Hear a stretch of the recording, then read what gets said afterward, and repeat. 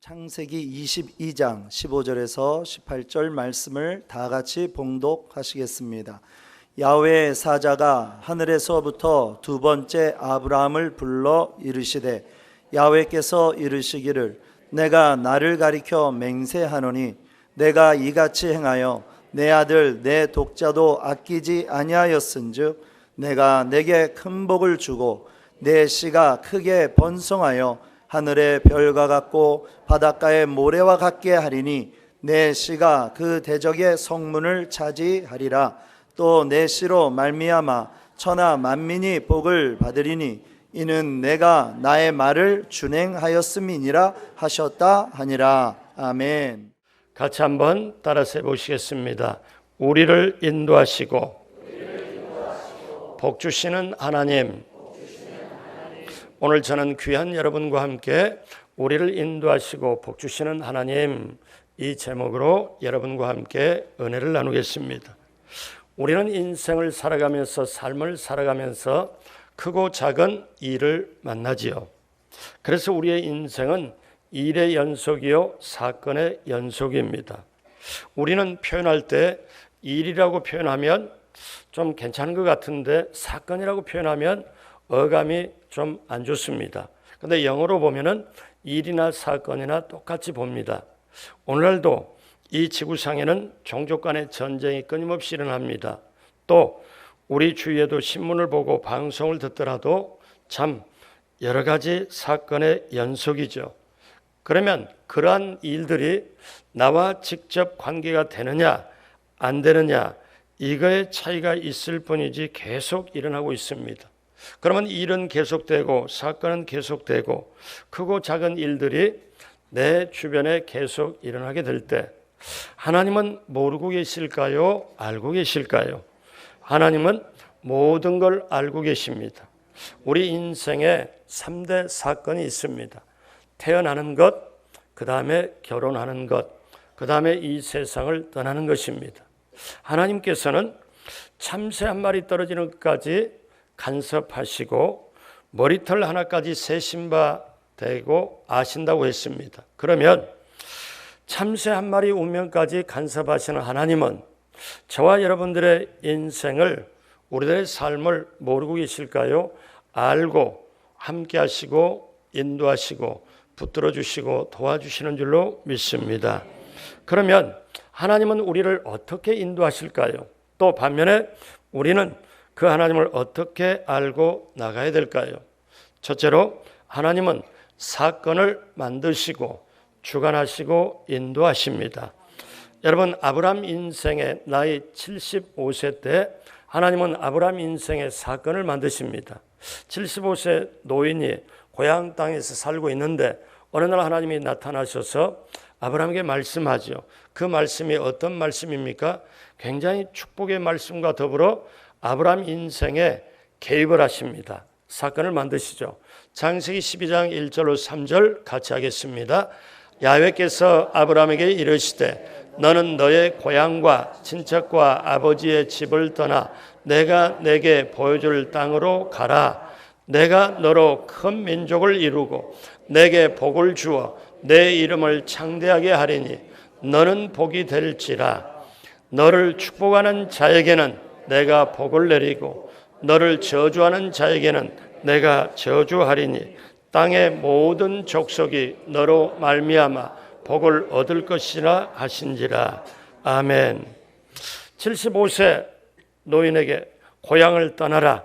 내가 지시할 땅으로 가라. 그래서 아브라함은 말씀을 따라서 이제 갑니다. 그리고 75세에 떠났지만 25년 후에 꿈에도 그리던 아들 이삭을 하나님께 주셔서 낳습니다. 그리고 이삭이 15년 이상을 키웠습니다. 그러니까 아브라함 인생에 이제 하나님을 따른 지 40년 이상이 넘었을 때 그때 하나님은 또 다른 사건을 만드세요. 저 40여 년 전에 고향 땅을 떠나라는 사건보다 더 큰 사건입니다. 그 사건이 어떤 사건이냐면은 창세기 22장 1절 2절 같이 보죠. 그 일 후에 하나님이 아브라함을 시험하시려고 그를 부르시되 아브라함아 하시니 그가 이르되 내가 여기 있나이다. 야훼께서 이르시되 내 아들 내 사랑하는 독자 이삭을 데리고 모리아 땅으로 가서 내가 내게 일러준 한 산 거기서 그를 번제로 드려라. 여러분, 이제 꿈에도 그리고 쉽게 표현하면 우리 한국 사람 표현처럼 눈에 넣어도 아프지 않을 100세에 난 아들 이삭을 하나님께서 번제로 바치라고 합니다. 이거는 보통 사건이 아니죠. 여러분, 아브라함 인생에 하나님은 사건을 만드십니다. 근데 하나님이 사건을 만드실 때는 그 사건 뒤에 놀라운 계획이 있고 뭔가 하나님의 섭리가 있기에 사건을 만드시는 줄로 믿습니다. 노아 시대 사람들이 너무나 타락했을 때 하나님은 노아에게 사건을 만들어요. 어떤 사건을 만드냐면은 방주를 만들어라. 근데 그것도 산 꼭대기에다 놓고 만들어라. 여러분, 오늘날도 배를 만드는 데는 옥포 조선소, 거제도 조선소 뭐 다 있잖아요. 그러니까 바닷가에서 배를 만들어요. 강가에서 배를 만들죠. 산 꼭대기에다 배를 만들어라. 그거는 사람의 수준으로 보면 미친 짓입니다. 그런데 하나님의 수준으로 보면 정상이죠. 근데 그것도 1, 2년이 아니고 120년. 여러분, 우리가 기억해야 될 게 있어요.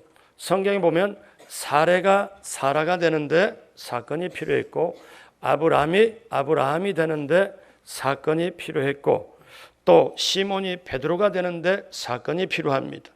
저와 여러분들에게 세상 사람인데 하나님께로 와서 하나님의 사람으로 따르려고 보면은 무언가 거기에 사건이 필요하고 하나님의 개입이 필요합니다.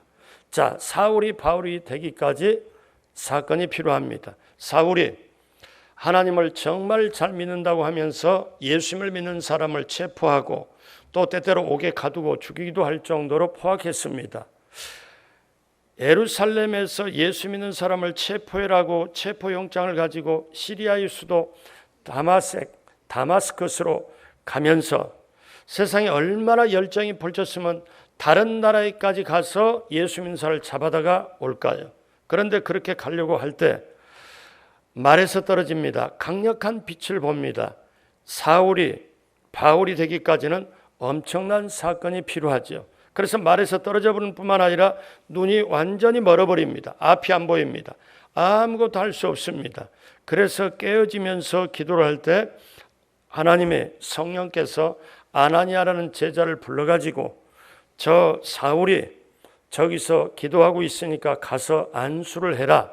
그러니까 아나니아가 성령께 뭐라고 그러냐면은 그 사람은 예수 믿는 사람을 잡아 가두고 포악하기로 이름난 사람인데 제가 어찌 가서 안수를 합니까? 그랬더니 성령께서 하시는 말씀이 아니다.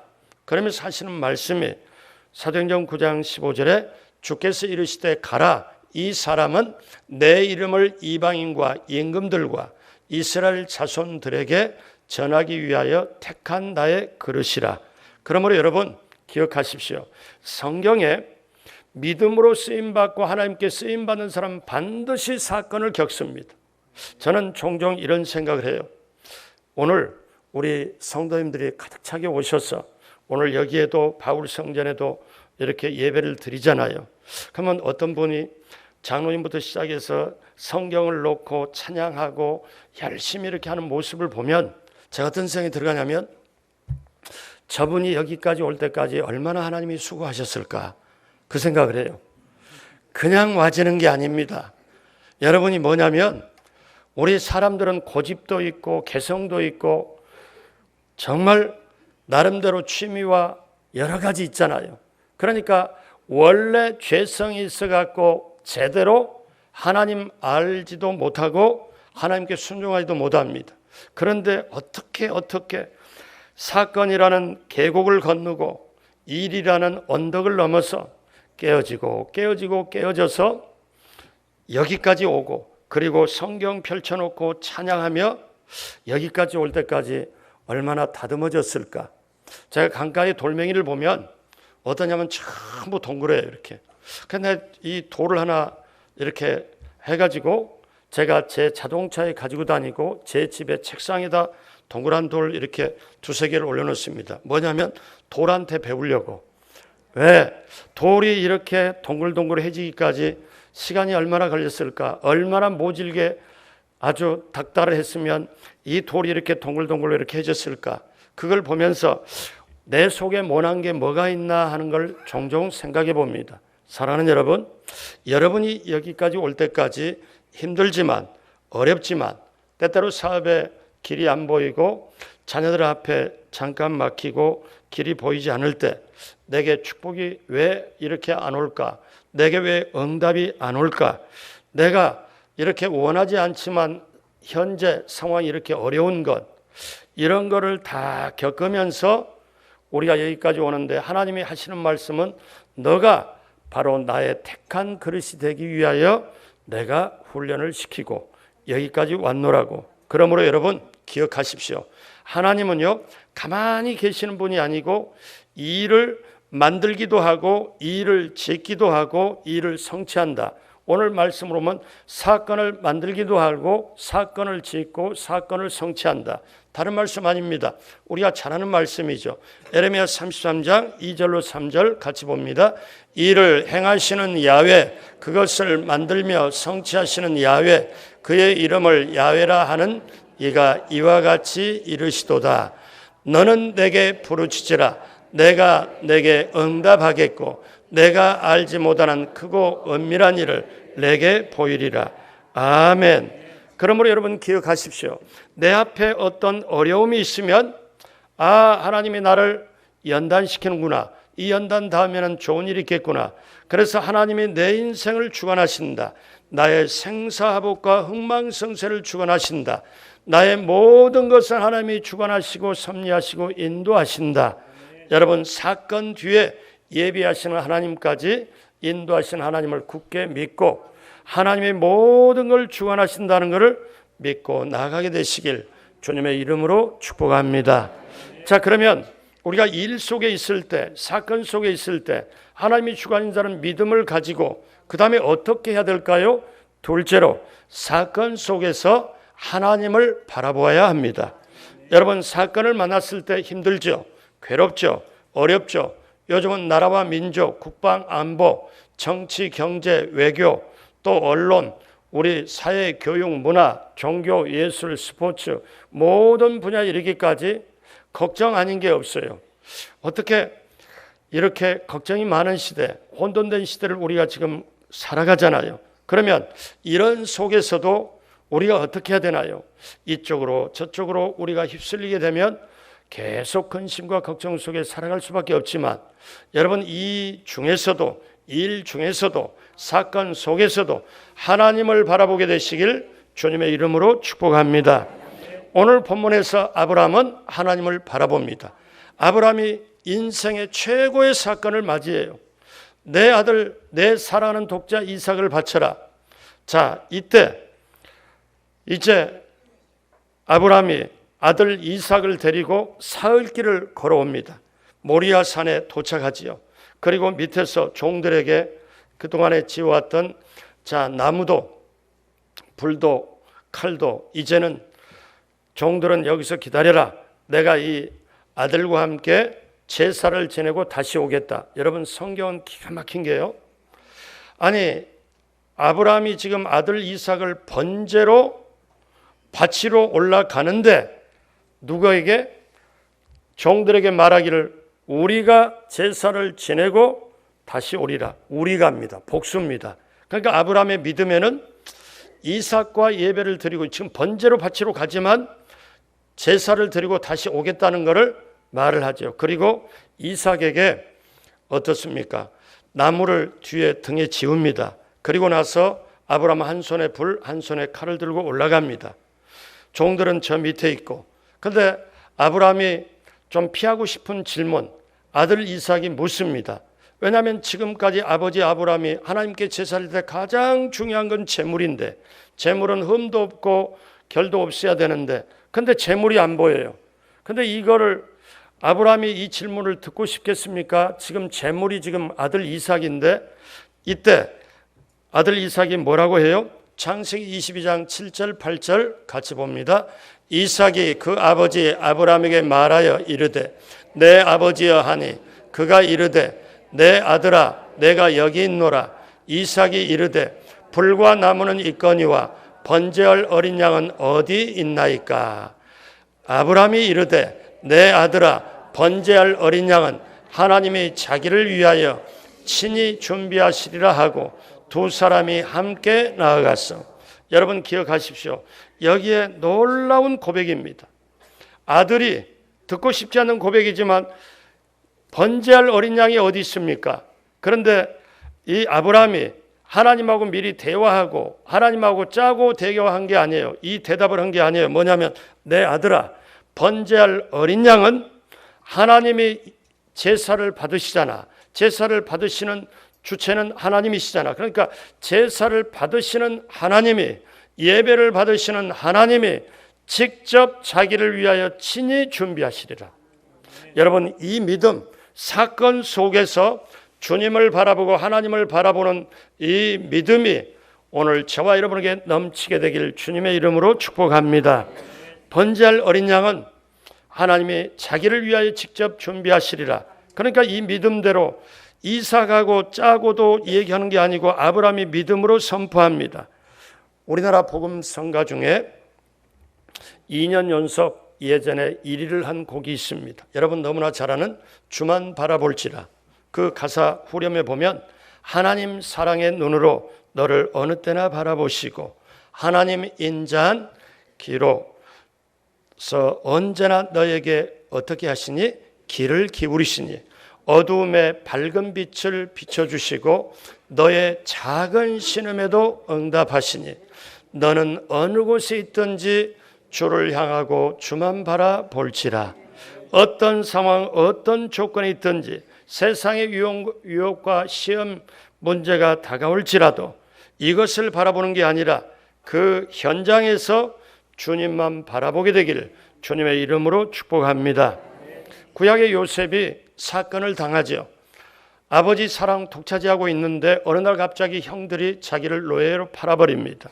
그렇게 팔아버렸을 때 이 요셉의 17살쯤 됐던 요셉이 엄청난 사건을 당하지요. 그런데 이 요셉은 하나님께로 받은 꿈이 있었기에 노예로 팔려가서도 노예 생활하면서도 원망불평 안 합니다. 그리고 이 요셉은 나중에 보디발의 아내 유혹을 받았을 때도 하나님의 면전의식을 얘기를 하죠. 코람데오라고 합니다. 면전의식이 뭐냐면 하나님은 내 앞에 계시고 나는 하나님 앞에 있다. 그러니까 옆에서 유혹을 할 때 보디바네가 유혹을 할 때 너가 어떻게 당신이 어떻게 나한테 유혹하냐 이렇게 말하는 게 아니라 내가 하나님 앞에서 죄를 지을 수 없다. 하나님 면전의식 다 같이 한번 따라서 합니다. 하나님은 내 앞에 계시고 나는 하나님 앞에 있다. 아멘. 그러다 보니까 그 확실한 믿음으로 갖고 있다 보니까 하나님은 노예 생활할 때 요셉과 함께 하심에 요셉이 형통했고 감옥으로 들어갔을 때 하나님이 요셉과 함께 하심으로 요셉이 형통했다. 결국 애굽의 국무총리가 되어서 요셉은 그런 유명한 고백을 하죠. 당신들은 나를 해하여라 하였으나 형제들에게 하나님은 이것을 선으로 바꾸사 오늘 만민의 생명을 구원케 하려고 나를 이곳에 당신보다 먼저 보내셨다. 사람이 보낸 게 아니라 노예로 파는 건 사실이었지만 하나님이 나를 이곳으로 보냈다 고백합니다. 여러분 오늘 여기까지 인도하시는 것 하나님이 저와 여러분을 인도하여 주심을 믿습니다. 믿음의 사랑이 어떻게 반응합니까? 기억하십시오. 일은 계속됩니다. 사건도 계속이 되지요. 계속되는 일, 계속되는 사건이 문제가 아니고 일과 사건이 내게 다가올 때 내가 어떻게 반응하느냐가 문제입니다. 그래서 여러분 인생 살 때 이 두 가지를 분명히 가지고 가십시오. 어떤 상황, 어떤 사건, 어떤 일을 만났을 때 첫 번째는 하나님은 왜 이 상황을 내게 허락하셨을까? 두 번째는 하나님께서는 이 상황 속에서 내가 어떻게 하기를 원하고 계실까? 이 두 가지를 분명히 물으면 하나님 원하는 대로 분명히 우리가 길을 가게 될 줄로 믿습니다. 지금까지 많은 분들을 대하고 보면은 이런 적이 있어요.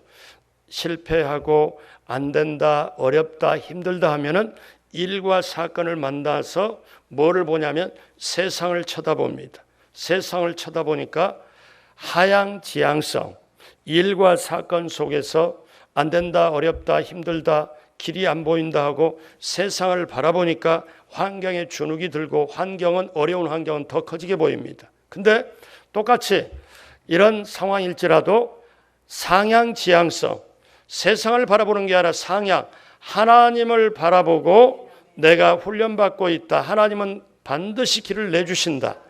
앞이 막히고 뒤가 막히고 옆에가 막혀 있으면 하나님이 독수리 날개치며 올라감 같이 나를 위에서 건져주실 것이다. 상향지향성을 바라보고 주만 바라보고 나가면 우리 주님께서 책임져 주시고 반드시 인도하여 주실 줄로 믿습니다. 다윗의 집에 17살에 다윗이 집에 있을 때 하나님이 사건을 만들어요. 다윗이 8째 막내입니다.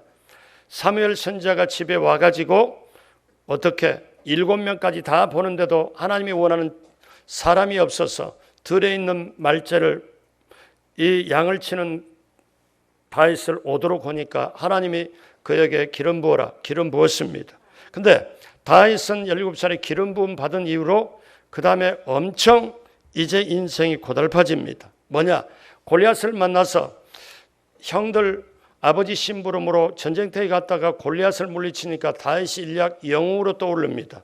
사울 왕이 약속을 하죠. 저 골리앗을 죽인 자에게 내 딸을 주어 사위로 삼겠다. 그래서 약속했기 때문에 이제 사위로 삼았습니다마는 다윗의 인기가 너무 올라가니까 사울 왕이 자기의 사위임에도 불구하고 죽이려고 작정을 합니다. 왜냐하면 자기 아들 요나단을 왕으로 세워야 하기 때문에 이거는 어떻게 할 수가 없어서. 그래서 사울 왕이 다윗을 죽이려고 몇 번씩 하다 나중에는 3,000명의 군사를 데리고 광야에서 쫓기고 들에서 쫓기는 다윗을 죽이려고 할 때 어느 날 사울 왕이 이 다윗을 쫓을 때 이제는 지쳐서 광야에서 군사들 가운데 이렇게 텐트를 치고 그 안에서 잠을 잡니다.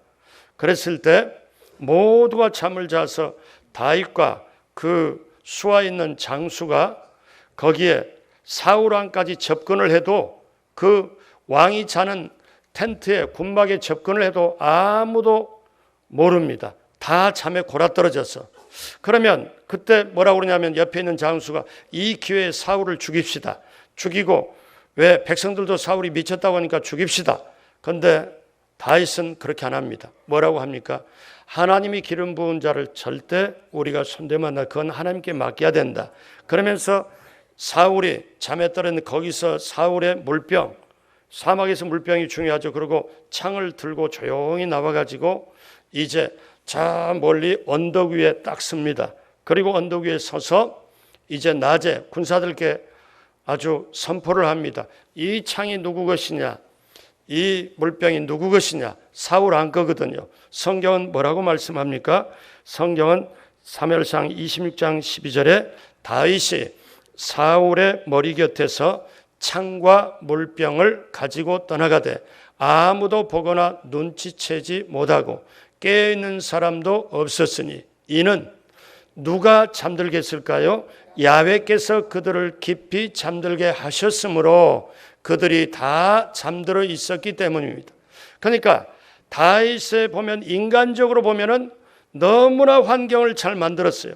자, 이때 미쳤다고 소문나는 사울을 죽이고 자기가 왕으로 등극해도 인간적으로 볼 때는 이상이 없는데, 근데 그 군사들을 누가 재워놨냐면은 완전히 다 재워놓고 다윗이 어떻게 하나 하고 하나님이 불꽃 같은 눈자로 지켜보고 계십니다.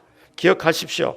저와 여러분들이 인생을 살아갈 때 힘들고 어려울지라도 여러분, 저와 여러분을 누가 우리 주님이 상황을 보고 지켜보고 만들어 놓고 우리 주님이 어떻게 하는가를 지켜봅니다. 여러분, 그렇기 때문에 기억하십시오. 하나님은 사건을 만드시고 주관하시고 인도하십니다. 그 다음에 그 사건 속에 그러면 어떻게 우리는 주님을 바라보고 나가야 될 줄로 믿습니다. 그 다음 마지막으로 그러면 어떻게 주님을 바라보고 나갈 것이냐. 셋째로 믿음으로 나아갈 때 하나님을 바라보고 순종할 수 있습니다. 여러분, 우리가 하나님은 사건을 만드시고 주관하시고 인도하시는데 사건 속에서 주님을 바라봐야 되는데, 그러면 어떻게 주님을 바라볼 수 있냐? 내가 믿음으로 나아갈 때 비로소 순종할 수 있기 때문에 믿음 가지고 나아갈 때 순종함으로 하나님께 바라보고 나아갈 수 있다는 것. 자, 오늘 성경 본문으로 다시 돌아옵니다. 이제 아브라함이 제단을 쌓고 그 다음에 거기에 이삭을 단 위에 놓고 완전히 묶은 다음 칼을 들어서 이삭을 내려치려고 할 때 하늘에서 소리가 들립니다.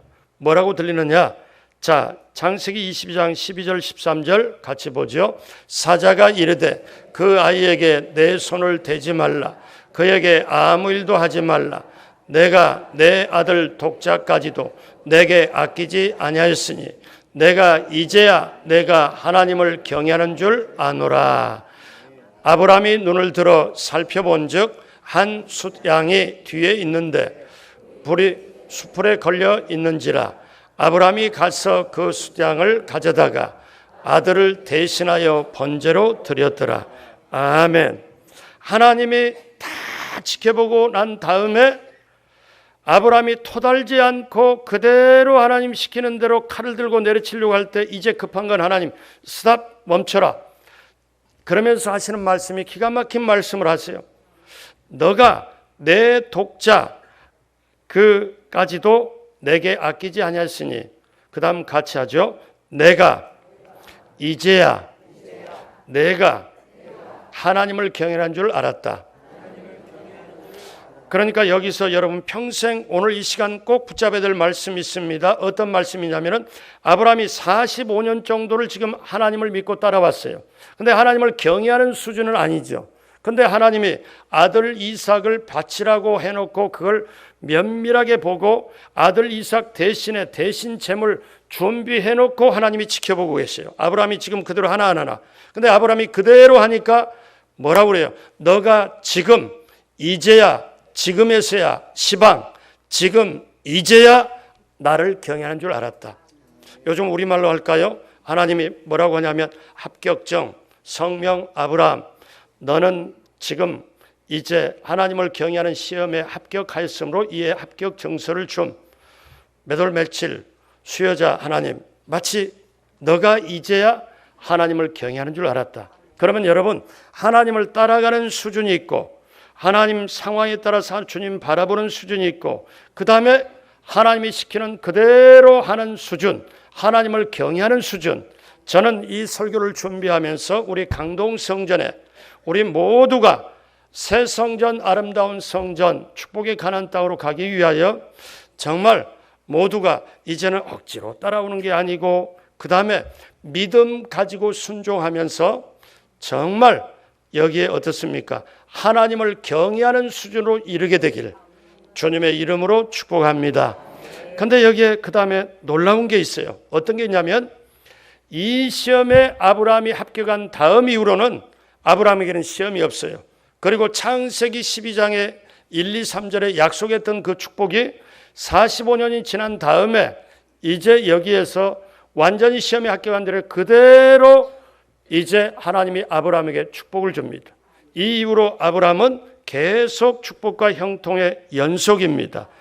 그것이 뭐냐면 창세기 22장 15절, 이제 오늘 시험을 하고 나니까 결과가 어떻게 나면 15절 16절 계속 봅니다. 야훼 사자가 하늘에서부터 두 번째 아브라함을 불러 이르시되 야훼께서 이르시기를 내가 나를 가르쳐 맹세하노니 내가 이같이 행하여 내 아들 내 독자까지 아끼지 아니하였은즉 내가 내게 큰 복을 주고 내 씨로 번성하여 하늘의 별과 같고 바닷가의 모래와 같게 하리니 내 씨가 그 대적의 성문을 차지하리라. 또 내 씨로 말미암아 천하 만민이 복을 받으리니 이는 내가 나의 말을 준행하였음이라 하셨다 하니라. 아멘. 하나님의 말씀대로 그대로 했더니 이제 너에게 정말 내게 큰 복을 주고 내 씨로 하여금 천하 만민이 복을 받게. 그러면 저와 여러분들이 우리가 아브라함의 복을 어떻게 받을까요? 예수님을 믿는 자는 영적 아브라함의 후손이 되어서 우리에게 축복이 임하는데, 오늘 아브라함에게 약속한 이 축복이 우리에게도 그대로 임하는데, 우리 갈라디아서 3장 14절 같이 보죠. 이는 그리스도 예수 안에서 아브라함의 복이 이방인에게 미치게 하고 또 우리로 하여금 믿음으로 말미암아 성령의 약속을 받게 하려 함이라. 아멘. 그렇기 때문에 저와 여러분들이 우리가 알 것은 믿음 가지고 순종해야 되겠다. 여러분, 아무나 순종하는 게 아니에요. 사랑하면, 진짜 사랑하면 순종할 수 있지만 믿음이 있어야 순종합니다. 그래서 순종이 쉽지는 않지요. 믿음이 있어야. 아브라함은 그 믿음이 있었기에 아들 이삭을 번제로 그대로 바칩니다. 그래서 아브라함은 믿음의 조상이라고 했습니다. 바라기는 오늘 이 자리에 오신 한 분 한 분 모두가 여러분 꼭 아십시오. 하나님은 어떤 분이시냐? 하나님은 우리에게 일도 만드시고 사건도 만드신다. 그런데 그 사건과 일을 주관하시고 인도하신다. 그러면 하나님이 우리에게 원하는 것은 그 사건 속의 일 속에서 주님을 바라보도록 원하고 계신다. 그러면 주님을 어떻게 바라볼 것이냐? 믿음 가지고 순종하여 주님을 바라보는 것. 그러면 하나님이 예비한 축복, 그 축복이 저와 여러분들을 그대로 임하게 될 줄로 믿습니다. 이제 오늘 말씀 마무리합니다. 여러분, 지상에서 천국까지 바라볼 수 있는 힘은 믿음의 힘입니다. 우리 인생의 가장 큰 사건은 저와 여러분들이 예수님 믿고 구원받은 것입니다. 그 다음에 우리가 성령 받아서 능력 있게 행하는 것이죠. 그래서 우리가 가는 길, 때때로 우리 눈에 안 보여요. 귀에 들리지 않아요. 손에 잡히지 않아요. 하나님의 예비한 축복이. 눈으로 보는 상황은 그럴지라도 믿는 자에게는 능히하지 못할 일이 없느니라. 이걸 붙잡고, 하나님은 사건을 만드시고 인도하시는구나. 그리고 하나님은 이 사건 속에서 하나님을 바라보기를 원하고 계시는구나. 그럼 어떻게 바라볼까? 믿음 가지고 순종하여 하나님께 나아가자.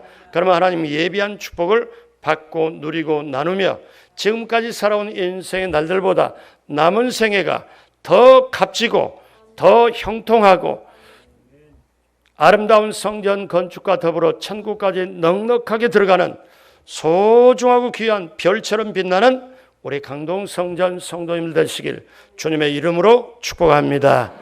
기도하겠습니다.